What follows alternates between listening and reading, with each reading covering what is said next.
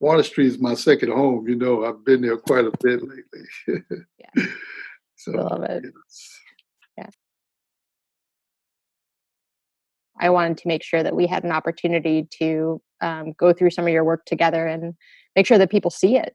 Especially now, I think it's always been relevant, but I think right now it's particularly relevant.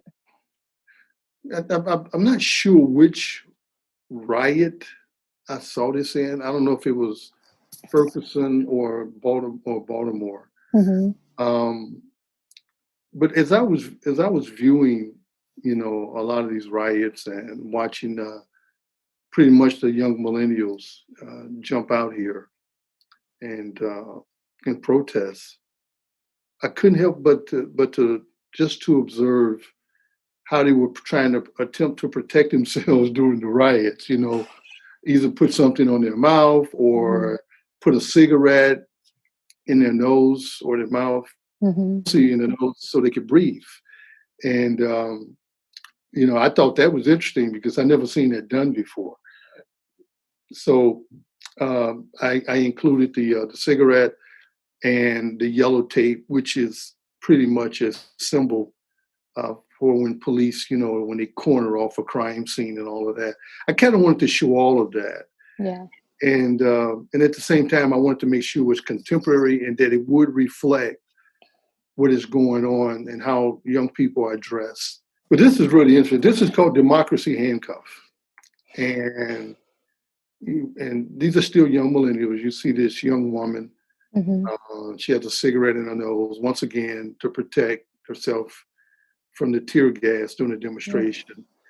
And you have the young man there, and they're being, they pretty much are being secured together with this yellow tape, which is once again just symbolism of, confinement.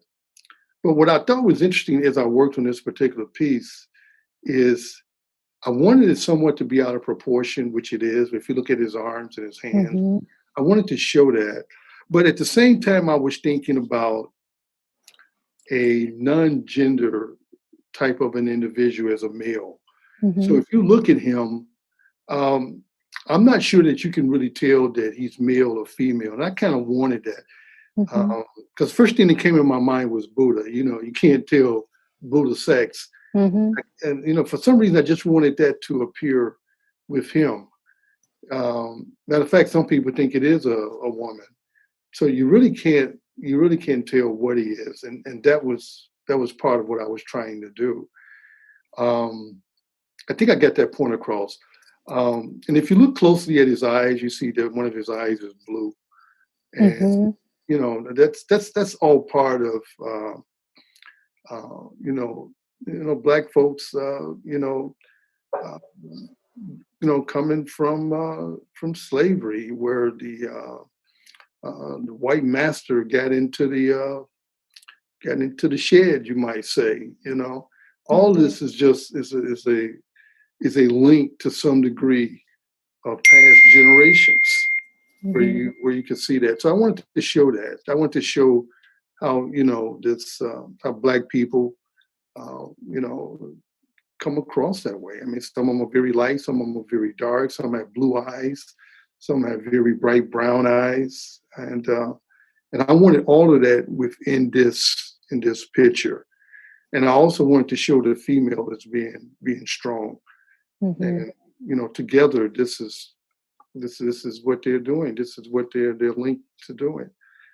I know And that's a theme that runs in. You and I have had conversations about this too, like showing powerful women in your work, powerful Black women in your work. I'd love to hear more about that. I know you're really passionate about that. well, yeah, what can you say? But black women are the cornerstones of our culture, of African American culture. I was raised primarily with African American women, and they're very strong. They tell you what they think. You don't have to guess. Um, um, they tell you how to navigate through the system, how to deal with the police, how to deal with racism, um, how to talk, how to deal with people. I mean, you name it. I've learned a lot of that from African American women, and I wanted I wanted women that were strong because that's what I saw. That's what I was raised around. I Mhm. was not looking for a ideal looking type of a woman. I wanted a everyday looking type of a person, something that not only I could relate to, but anyone else can relate to it. I didn't Mhm. want to stylize her. You know what I mean? She doesn't have to be stylized. We know that she's a descendant of Nefertiti and Cleopatra. If you don't know it, then you just do a little history. You know what I mean? She has a long history, and so I don't have to do that. I'm not interested in over stylizing her per se. I wanted to show her strength, her inner strength, and look at her hands. You can see Mhm. I exaggerated her hands intentionally. It's one of my better pieces, I think. Yeah, the way that both people are just looking at you, right? Just like dead in the eye, Yeah. Yes. like it's hard to look away. Yeah. Well, they're not they're not begging for anything. Mm-mm. They're not begging you. They're saying that we are entitled. No Mhm. matter what, we're entitled as human beings. We're entitled that we are citizens of this country, and you need to give us the same thing and the same respect that you give anyone else. And if you don't, we're going to get out here and we're going to demonstrate, and we're going to make every effort to draw attention to us, let you know what's going on, how we feel, and that's what I was trying to convey with these pictures. They're looking right at you. Mhm. You cannot get away from it. You cannot get away from us.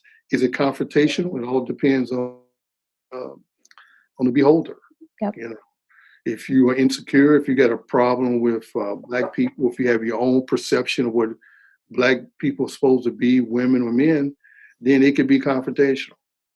You know, if you're a policeman, it could be confrontational. Mhm. But if you looking at these people and you saying, hey, I can identify with this, all they doing is doing the same thing that any people in any part of the world who has been oppressed. Mhm. That I mean, they're fighting the same way. Yeah. You know, Yeah. this is an image searching for truth and identity. Um, it's a homeless person that, as you know, I do uh, folks off the street. And at the time that I was working on this particular piece and this series in general, with homeless people walking up and down Wabash in Chicago, Mhm. I was thinking about um, the rioting that they have in this place in Spain called, I think it's called Canadona. I'm pretty close to the name. Anyway, Okay. they're trying to annex themselves away from Spain. I don't know if you heard of it. No. Well, anyway, what they're doing is that the demonstrators, um, in their protests, they wear these red noses, you know, and what it does is it pretty much, um, for lack of a better word, it just pisses off the establishment. You know what I mean? Sure. The police doesn't like it, the government doesn't like it, but it's their way of demonstrating. And I said, well, that's not a bad idea. I think I'm going to add that red nose to some homeless people who are trying to find their own identity, their own Mm. truth. So I incorporated that. But if you look closely, you can also see the colors. You can see red, white, and blue. And I kind of wanted that in there. That could represent so much about America. Mhm. And at the bottom, you see X, which is still represents the unknown. And he's traveling. I mean, he's moving throughout the city. He's just trying to find his own identity, and he wants respect. This is almost a reflection of what's going on in the country to some Mhm. degree. It's called the bewitching hour, and I don't know if you know what the bewitching hour is, but it starts at 12 o'clock and go to like 5. Um, as I was a kid growing up, my mom would always tell me, do not be outside or do not be at night during the bewitching hour. Mhm. That's usually when people get killed and there's accidents. There's a lot of things happening. So you don't want to be out there during the bewitching hour. And even though I did this piece a few years back, it's almost indicative of what's going on with the curfew. You Yeah. know, it's a certain time they want you in. They don't want you out on the street. And so I did him, but I wanted to do it with found objects. Mm. And so just some pretty much some stuff I just found on the street, like the CD I Mhm. used for part of his eye. Um, I used some acrylic paint. I went right across an acrylic surface, and because I wanted to create an image where it's that you become somewhat of a voyeur. You're looking into this, and at the same time, the image is looking back out at you. Mhm. Stay in touch, okay? All right, that sounds good. All right, bye, Jesse. Bye bye.